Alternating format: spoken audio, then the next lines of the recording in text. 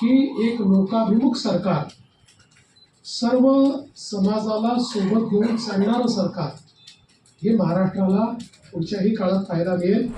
Role जरी आमचे बदलले असले तरी देखील दिशा तीच राहणार आहे, गती तीच राहणार आहे, समन्वय देखील तोच राहणार आहे की हे सरकार पारदर्शीपणे आणि गतिशीलतेनं त्यांच्या कल्याणाकरता काम करेल हा विश्वास मी देतो. सर्वप्रथम मी मंत्रालय आणि विधिमंडळ वार्ताहर संघाचे अतिशय मनापासून आभार मानतो की आपण आजच शपथविधीनंतर या ठिकाणी मला निमंत्रित केलं आणि आपण सर्वांनी माझं स्वागत आणि सत्कार केला, त्याबद्दल मनापासून आपले आभार आहेत. आणि मगाशी प्रवीणजी आणि प्रमोदजी असं म्हणाले की जेव्हा जेव्हा त्यांची बॉडी असते तेव्हा तेव्हा मी मुख्यमंत्री होतो. 29 तुमची बॉडी आली अशी शुभकामना मी तुम्हाला देतो. खरं म्हणजे आपला हा संघ राज्याच्या आपल्या संपूर्ण लोकशाही व्यवस्थेतला एक अत्यंत महत्त्वाचा स्तंभ आहे. कारण विधिमंडळ आणि मंत्रालयातनं राज्याचा कारभार चालतो आणि तो योग्य प्रकारे चालला आहे की नाही हे राज्यामध्ये सांगण्याचं काम तुम्ही करता. आणि जिथे काही चुका असतील त्या नजरेस आणून देतात, त्याच्यामुळे त्या चुका देखील सुधारता येतात. एखादी गोष्ट जी अतिशय जनोपयोगाची असेल ती जनतेपर्यंत पोहोचवण्याचा प्रयत्न देखील आपण करता. अर्थात कधीकधी एखादी गोष्ट आम्हालाही माहिती नसते आणि ती जनतेपर्यंत चालली जाते, मग लक्षात येतं की असं काहीतरी घडलेलं आहे आणि मग त्याचं फायर फायटिंग आम्हाला करावं लागतं. पण मला असं वाटतं की आपलं ते काम आहे आणि निश्चितपणे अतिशय चांगल्या प्रकारे आपण सर्व लोक ते करतात. गेली 2.5 वर्ष मुख्यमंत्री एकनाथराव शिंदेजींच्या नेतृत्वात आम्ही सरकार चालवलं आणि अतिशय गतिशील अशा प्रकारचे सरकार होतं. आज शपथविधीच्या निमित्ताने ज्यावेळेस आमची ॲडव्हर्टिजमेंट चालली होती तर त्यात मला कोणीतरी विचारलं की महाराष्ट्र आता थांबणार नाही असं तुम्ही का म्हणताय. तर मी त्यांना समजावून सांगितलं 2.5 वर्षामध्ये महाराष्ट्राने विकासाची गती घेतली आहे. आता या गतीला आम्ही तसंच पुढे नेऊ.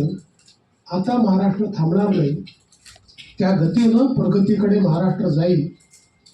आणि पायाभूत क्षेत्र असो, सामाजिक क्षेत्र असो, उद्योगाचं क्षेत्र असो, प्रत्येक क्षेत्रामध्ये महाराष्ट्र अग्रणी राहील असा विश्वास या निमित्ताने मी व्यक्त करतोय. रोल बदलले असले, मी 14ला मुख्यमंत्री होतो, शिंदेसाहेब आमच्यासोबत होते, 19ला 72 तासांकरता का होईना पण मी आणि अजितदादा मुख्यमंत्री आणि उपमुख्यमंत्री होतो. मग मागच्या काळामध्ये शिंदेसाहेब मुख्यमंत्री होते, मी उपमुख्यमंत्री होतो आणि अजितदादाही उपमुख्यमंत्री होते. आता पुन्हा मी मुख्यमंत्री आहे आणि शिंदेसाहेब उपमुख्यमंत्री आहेत, अजितदादाही उपमुख्यमंत्री आहेत. रोल जरी आमचे बदलले असले तरी देखील दिशा तीच राहणार आहे, गती तीच राहणार आहे, समन्वय देखील तोच राहणार आहे. त्यामुळे मला असं वाटतं की कुठेही याच्यामध्ये वेगळेपण हे आपल्याला पाहायला मिळणार नाही. मात्र आत्ताच आमची जी पहिली मंत्रिमंडळाची बैठक झाली त्या बैठकीमध्ये आम्ही तिघांनीही सगळे जे आमचे अधिकारी आहेत त्या अधिकाऱ्यांना सांगितलं की मागच्या काळामध्ये पहिल्यांदा शिंदेजी आणि आम्ही आलो तर 50 ओव्हरची मॅच होती. मग अजितदादा जॉईन झाले तर काळ कमी असल्यामुळे 20-20ची मॅच होती.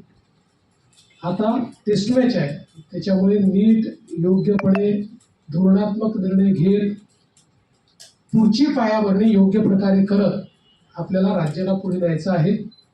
आणि मला विश्वास आहे की वेगवेगळ्या योजना आम्ही सुरू केलेल्या आहेत, वेगवेगळ्या पायाभूत गोष्टी आम्ही सुरू केल्या आहेत. मग इरिगेशनमधले नदीजोड प्रकल्प असतील किंवा ऊर्जा क्षेत्रामध्ये 16,000 मेगावॅटचे सौर ऊर्जेचे प्रकल्प असतील की ज्यातनं शेतकऱ्यांना दिवसा वीज मिळणार आहे, किंवा सामाजिक क्षेत्रातले लाडकी बहीणसारखे प्रकल्प असतील, मुलींच्या जी पूर्वी आम्ही 50% फी द्यायचो त्याच्याऐवजी 100% फी देण्याचा आमचा निर्णय असेल. असे हे जे वेगवेगळे निर्णय आहेत, हे निर्णय पुढे सुरूच ठेवायचे आहेत.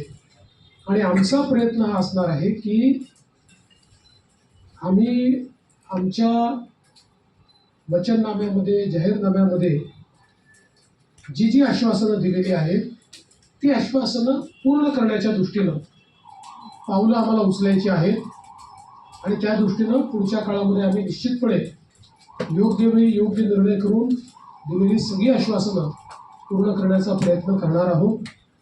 मी या निमित्ताने महाराष्ट्रातल्या जनतेला आश्वासित करू इच्छितो की एक लोकाभिमुख सरकार, सर्व समाजाला सोबत घेऊन चालणारं सरकार हे महाराष्ट्राला पुढच्याही काळात पाहायला मिळेल. आणि अडचणी अनेक येतात, पण त्या अडचणींवर योग्य मार्ग काढत आम्ही मार्गक्रमण करू हा विश्वास मला आहे. मी आपल्या सगळ्यांची देखील या प्रयत्नांमध्ये साथ मागतोय.